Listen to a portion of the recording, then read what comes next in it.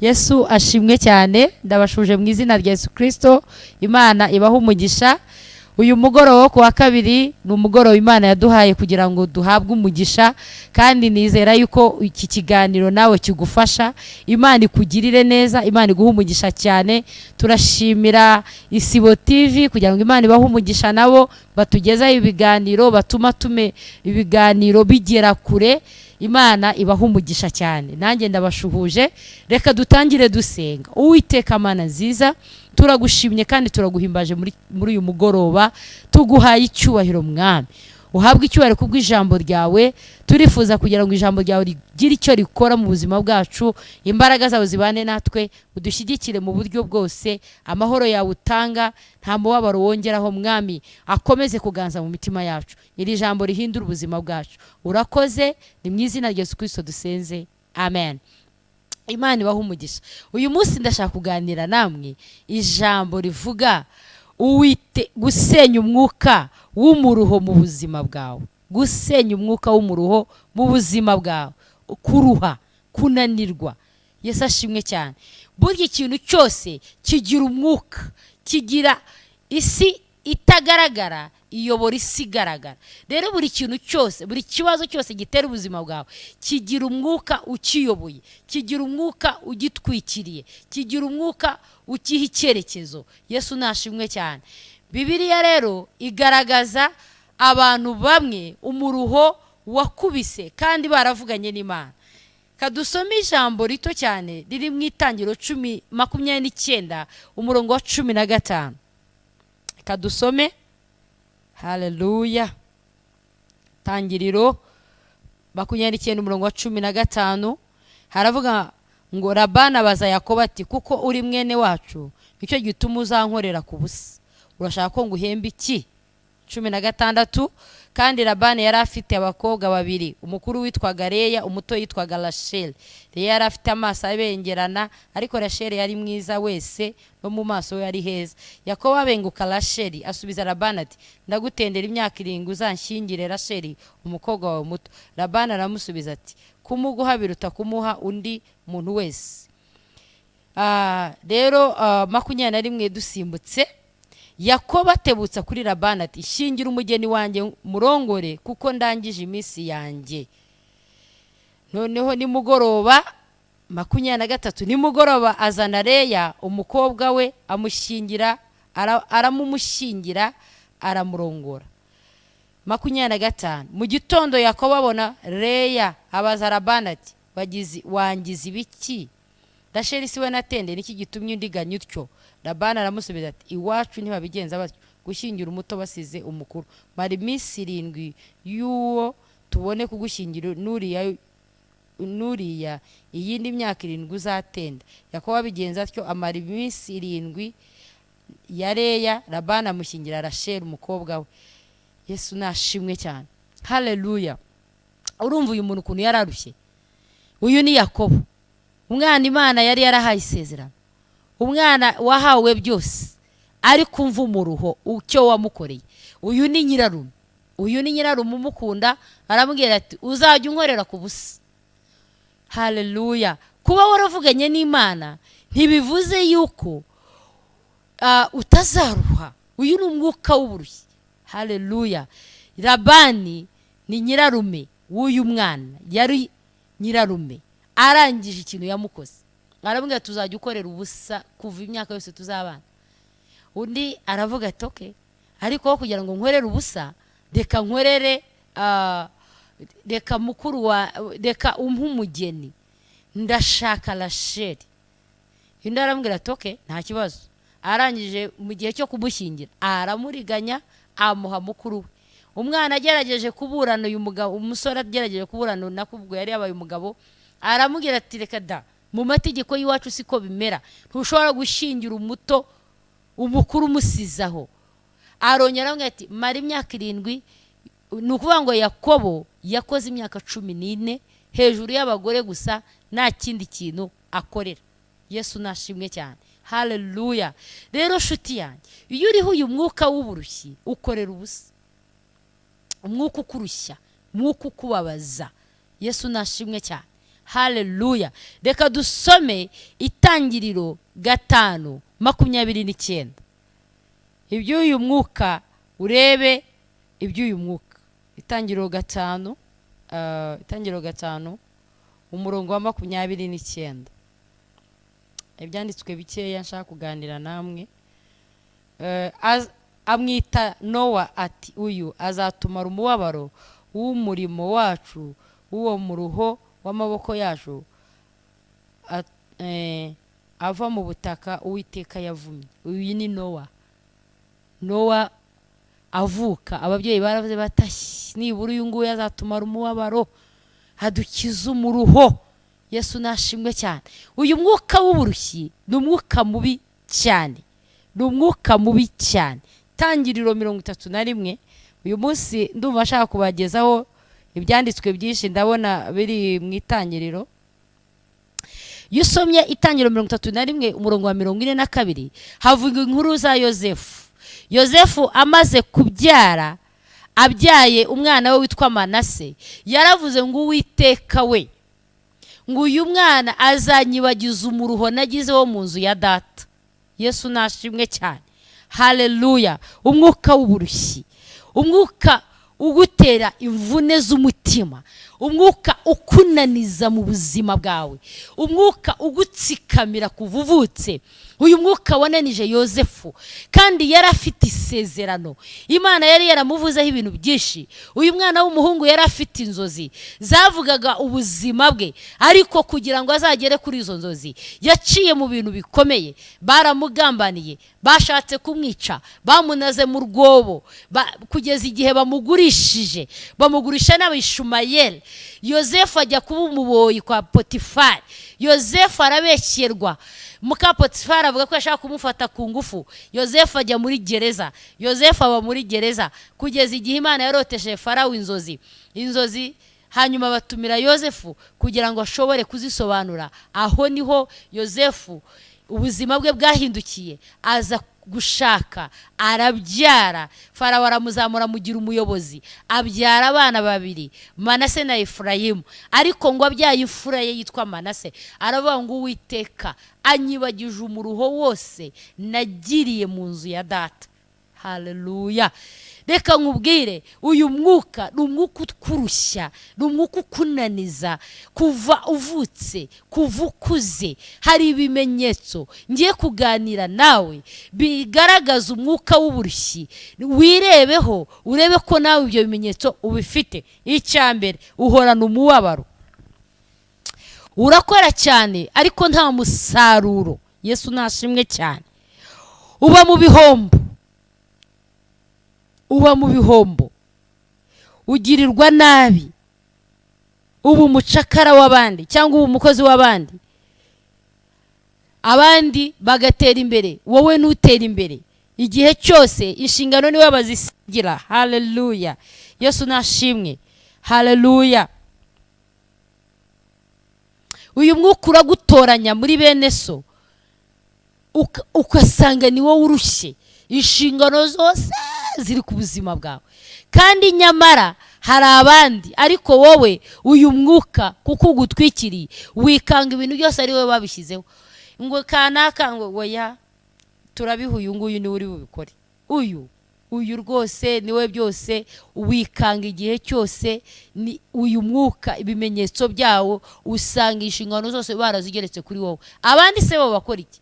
Ngo ya rwose twebwe twararebye dusanga wowe rwose ibi bintu ari wowe wabikora. Kuki se bo batabikora? Izo mbaraga, uwo ni umwuka w'uburushyi. Yesu nashimwe cyane, Yesu ashimwe cyane. Uca mu bigeragezo bikomeye. Uyu mwuka urakuruhisha nkuko waruhishije Yozefu kugera nibwo aca no mu rupfu. Uyu mwuka, uyu uriho umwuka w'uburushyi, urabeshyerwa. Yozefu muka Potifari yaramubeshyeye. Iyo uriho uyu mwuka w'uburushyi ukorera ubusa, nkuko Labani yakoresheje Yakobo, agakora imyaka 14 akorera abagore gusa. Aramubwira ngo ubwo uri mwene wacu uzakorera ubusa. Abantu baragukoresha, ntibashobora no kuguha ibihembo by'ibyo waruhiye, by'ibyo wakoze. Nibaha agaciro imirimo ukora. Yuriho uyu mwuka. inshingano nyinshi zose ziba ku buzima bwawe nk'uko nabivuze. Wikanga ibintu byose biri ku buzima bwawe, uraruha. Yesu nashimwe cyane, haleluya. Yesu nashimwe cyane. Igitabo cya Yubu 5 umurongo wa 7, igitabo cya Yubu 5 umurongo wa 7 harimo amagambo akomeye cyane shaka ko dusoma. Haleluya. Yubu 5 umurongo wa 7 haravuga ngo, nyamara umuntu avukira umuruho nk'uko ibishashi bitumukira mu kirere. Uyu mwuka w'uburushyi, uyu mwuka uruturushya, umva, uyu mwuka urakurushya kuva mu bwana bwawe, ukakurushya ushatse, ukakurushya mu rugo, ukakurushya mu kazi, wajya no mu nzu y'Imana ukakuruhirizayo. Yesu nashimwe cyane. Mu muco wacu twagiraga umwuka, twagiraga imandwa yitwa Kagoro. Mu mandwa za Ryangombe imandwa yitwa Kagoro. Kagoro ateza uburushyi, ukorera abandi, uravunika, ntuteze gushimwa. Kagoro ni umwuka, ni imandwa iteza uburushyi, ni umucwezi uteza uburushyi, ukaruha we, kandi ntuteze gushimwa, ukaruha we, ugakomereka, ukaruha we, ukabura amahoro. Yakobo n'umwana wakubititse, Yakobo n'umwana wakubititse, kandi yahawe umugisha, kandi yahawe umugisha, ahabwa no kuba imfura, byose bihinduka umuyonga. Yakobo arakubitika, nyina amwohereza kwa Labani nyirarume ari we musaza we, azi ngo umwana we ngo niho azakirira. Ahageze none umwana ruha kurenza ikindi gihe, arakubitika, akarara amajoro, akarara amanywa, agakubitika. Uwiteka gukiza uwo muruho, Uwiteka gukiza icyo gikomere ufite, Uwiteka komora umutima. Imana ya Isirayeli, Yesu Kristo akubohore muri uwo muruho ufite w'igihe kirekire. Ninde wankiza uyu muruho? Ninde wankiza uyu mubabaro? Ninde wankiza kugutabwa? Uyu mwana witwa Yakobo yaratawe, uyu witwa Yosefu yaratawe. Uwiteka akumara umubabaro, agukiza umuruho umaranye igihe kinini ku buzima bwawe. Nta kindi kintu. Ndabizi kuremerewe, ndabizi kurushye, ndabizi ko urwo rugo rukuruhije, ndabizi ko abana bawe bakuruhije, ndabizi ko ako kazi urimo kakuruhije, ndabizi ko abakuzengurutse badaha agaciro n'ibyo ukora. Igihe cyose baregerana bakanagusenya rwose. Ariko naje kuvugana nawe, dufite Imana ikiza umuruho, dufite Imana iruhura. Ijambo ry'Imana riravuga muri Matayo 11:28 kugeza kuri 30. Yesu aravuga ngo, yemwe abarushye mukaba muremerewe, nimuze munsange mbaruhure. Haleluya. Yesu arabizi kurushye. Ese ninde wanduhura? Ninde wankiza uyu muruho? Haleluya. Urarushye, uraremerewe, uremerewe n'ibintu byinshi, uremerewe n'umuruho, uremerewe n'agahinda, uremerewe no kwangwa, uremerewe no gutabwa, kandi hari icyo wavuganye n'Imana. Ariko uyu munsi wahuye na Labani mu buzima bwawe, barakuriganya, baraguhindurira. Uwo Satani, uwo ni Satani, yitwa umuriganya. Yariganyije Yakobo, amuha umugeni utari we. Uyu mwuka w'uburushyi tuma abantu baguhindurira, abantu bakwizeza ibitangaza, barangiza bakaguha ibitari byo, barangiza bakaguhinduka. Iyo bageze kuri uwo musaruro w'icyo bifuzaga baraguta. Haleluya. Yesu nashimwe cyane. Nta muntu n'umwe wakugirira imbabazi uretse umwami Yesu. Umwami Yesu arashaka kugukiza iyo mbaraga yaruboshye ubuzima bwawe kuva mu bwana bwawe. Haleluya. Marita na Mariya, Marita yaje kuburana, aravuga ati ariko Yesu, kubera icyo utabwira mwene data ngo azamfasha akazi? Ni ukuri njyewe ndarushye. Yesu aramubwira ati Marita we, yo uriganyira uri muri byinshi. Reka nkubwire nshuti yanjye, haleluya, ati Mariya yafashe umugabane ukomeye. Hari igihe Uwiteka dutabare, uyu mwuka uyugutwikiriye ufata ibyemezo bitari byo, uba mu buzima budafata ibyemezo, uba mu buzima budafite umurongo, ufata ibyemezo bizakurushya, ufata ibyemezo bizakugora. Urimo urabireba ko ibyo bintu barimo kuguha bizaguteza ikibazo kubera icyo udahakana. Uyu mwuka w'uburushyi utuma utavuga woya. Yakobo aravuga ngo nta kibazo, nubwo umpaye Leya nkaba namushaka, jewe ndashaka Rachel. Aramubwira ngo uzongera utendera indi myaka 7. Undi aravuga ngo nta kibazo. Iyo uriho umwuka w'uburushyi wemera byose, ntushobora guhakana. Imbaraga zivuga no kuri wowe ntizijya zibaho, imbaraga zihakana ntizibaho. Imana igutabare, igukiza uburushyi, igukureho uwo muruho, umuruho w'igihe kirekire. Yesu aravuga ngo mwebwe murushye kandi mukaba muremerewe, nimuze munsange mbaruhure. Yesu arashaka kugukiza uwo muruho, Yesu arashaka kukuruhura, arashaka gukiza ubugingo bwawe. Umaze igihe kinini urira, umaze igihe kinini wibaza ngo ibi bintu bizagenda bite. Yesu arashaka kugukiza, Yesu arashaka kukubohora. Nshuti yanjye, uyu mugoroba wakire Yesu. Ndavugana nawe wowe utari wakira Yesu, araje kugira ngo akuruhure. Yatanzweho nk'icungu ku buzima bwacu kugira ngo twebwe turushye, kugira ngo twebwe turemerewe. Umuruho w'urugo rubi, umuruho wo kutabyara, umuruho wo kugira abana bakakunanira, umuruho w'akazi karimo intambara, umuruho wo kubaho nta kintu na kimugeraho. Yesu arakubwira ngo wowe urushye, wowe uremerewe, ngwino nkuruhure. Nta wundi muntu waruhura uwo mutima wawe uvirirana. Hari ibintu byinshi bituruhije, hari ibintu byinshi bituremereye, hari imibabaro twikoreye. Imana yashaka kugukiza uwo mucwezi ukumazeho igihe waguteje umuruho, uhora uvunikira abandi, ariko wowe nta kintu ugeraho, ntiwiyibuka. Yesu nashimwe cyane. Twahamagariwe gukunda Imana, twamara gukunda Imana tukanafasha bagenzi bacu, kuko itegeko ry'Imana bavuga ngo dukunde Imana n'umutima wacu wose n'ubwenge bwacu bwose n'imbaraga zacu zose. Kandi uko niko Bibiliya ivuga muri Matayo 22. Kandi dukunde bagenzi bacu nk'uko twikunda. Imana irifuza ko uzafasha bagenzi bawe. Mu bwami bw'Imana dufasha abantu, ntabwo abantu ari bo badufasha, ndetse dufasha abantu, dukorera abantu mu bwami bw'Imana. Yesu nashimwe cyane, haleluya. Abantu nibadukorera, ahubwo twe dukorera abantu. Iyo niyo ntego ya Yesu, yaje akorera abantu. Ntago we yakorewe, ahubwo yarakoreye, yakoreye abantu, yarabakijije.